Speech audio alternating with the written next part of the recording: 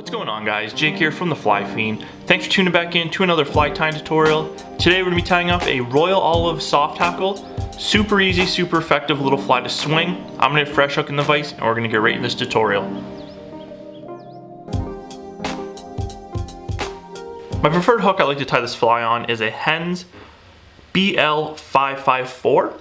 I recently just came across these hooks when I was going through a bunch of my old fly tying stuff and decided to tie a bunch of soft hackles on them for steelhead. This is a size 8 and I also have these in a size 10 as well. You can fish these and tie these all the way down to a size 14 for resident fish, but since I've been fishing for steelhead, I'm just keeping them a little bit on the bigger side. I'm going to be using 2 threads.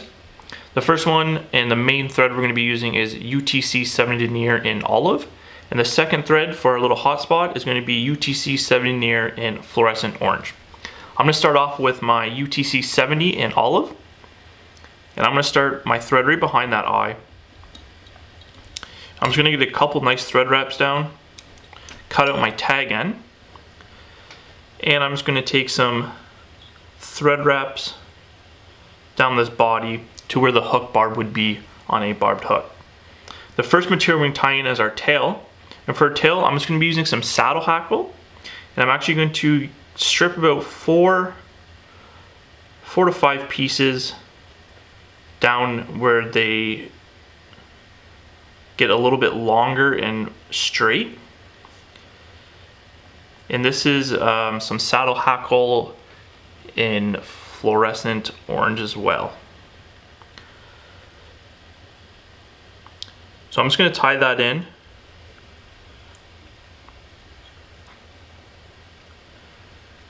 Right on top.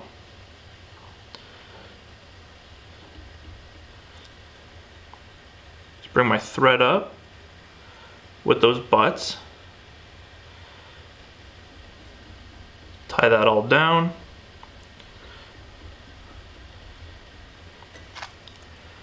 Then cut my butt section out. Since we have the tail in, next material is going to be our body. And for our body, we're going to be using some peacock herl. This is the long 12-inch strung peacock. Now I'm just going to grab 2 pieces.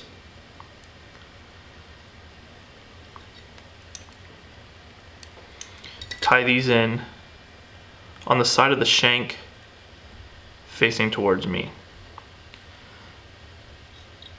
Now in the size 8, I'm using 2 pieces. I like to keep it pretty sparse. Peacock can get pretty bushy, so I like to keep it at 2. If you have kind of smaller, you could maybe get away with 3, but ideally I use 2 on a size 8. Anything smaller than a size 10, I'd probably just use 1 herl, and the proportion seems to work out pretty well. So what I'm going to do, I'm just going to start making some nice wraps up this body.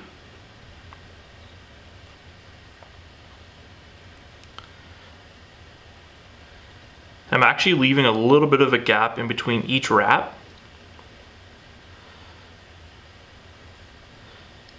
I'm going to bring that almost up to the back of that eye, because this is going to be the body and a little bit of the thorax as well. We're just going to be using that whole material all the way up the fly. So I'm going to cut out that little butt section there. What I like to do now is just throw in a little 2-turn whip finish. Then I'm just going to cut out my olive. Then I'm going to grab my other spool, my 70, and ideally I want to start this probably right where the hook point is. So I'm just going to start my thread right on there.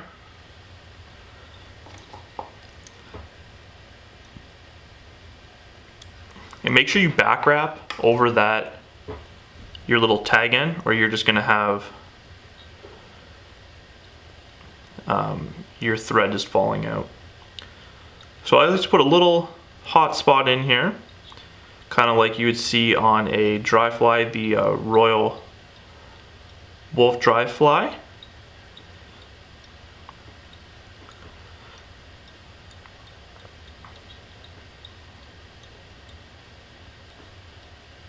So I'm just building up a little hot spot, making sure that all those peacock fibers are covered. And now I can just throw a little whip finish in here. I'm just gonna spin my bobbin counterclockwise to flatten out that thread. So when I put in my whip finish, it's gonna be nice and flat.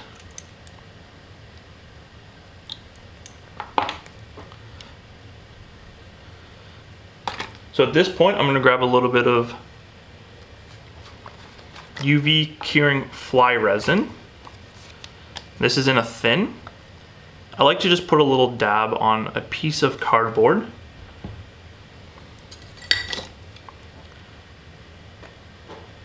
I'm just gonna use these tweezers.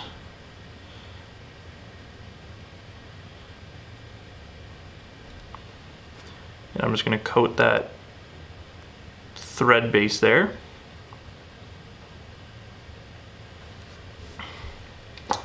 Make sure you cover all those thread wraps. It's going to make this fly super durable.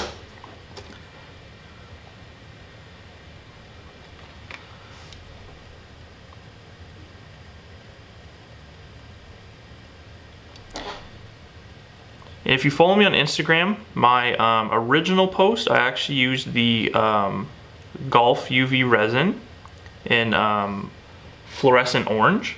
And I know not everybody can get their hands on that, so I'm just going to be using the thread covered in UV curing resin, since it is the clear stuff, so a little bit easier to get your hands on.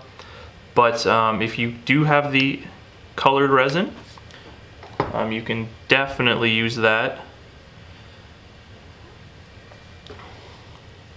So once that little hot spot is cured, I can start my thread again.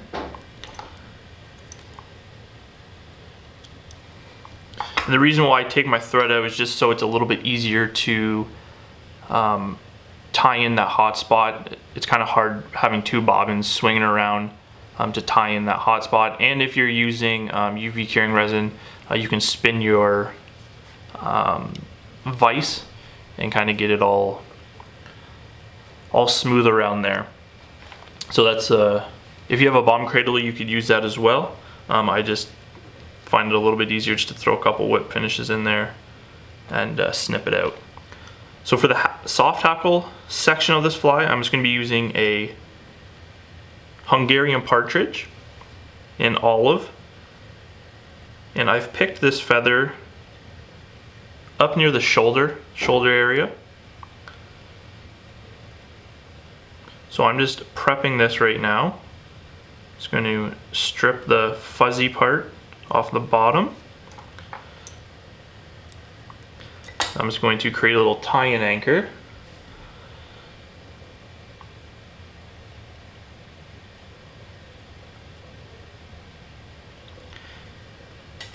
And for soft hackles, you don't need that much room at the eye to tie them in,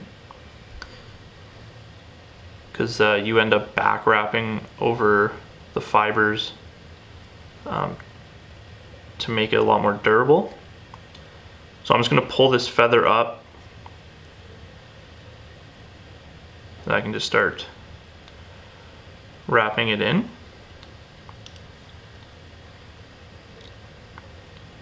And every wrap I make, I kind of just pull these fibers in the direction I want them to go.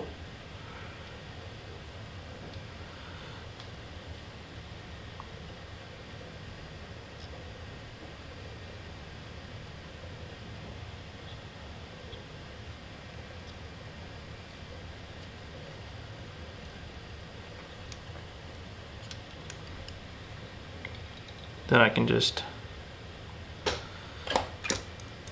capture that, cut it out.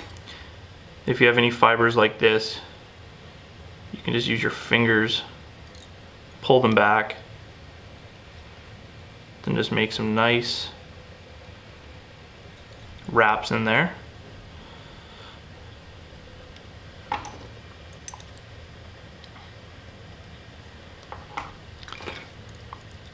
I can use my whip finish tool, build up a little head here, about 4 or 5 turns is plenty. Make sure that's nice and tight. Then I can cut out my thread.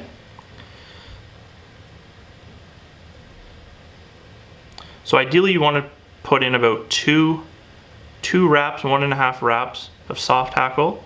You don't want to put too much in there, or it's just going to hold water and not swing properly.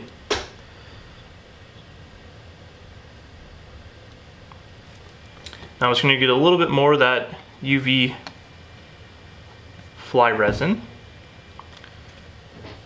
and I'm just going to put a little dab right on top of these thread wraps.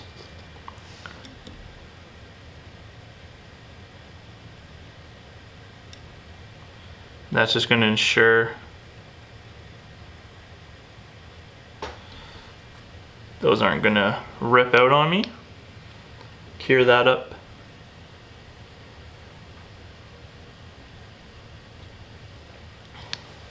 And you'll be good to go. So hope you like today's tutorial, guys. If you have any questions, drop that down in the comment section below. If you like this video, give it a thumbs up.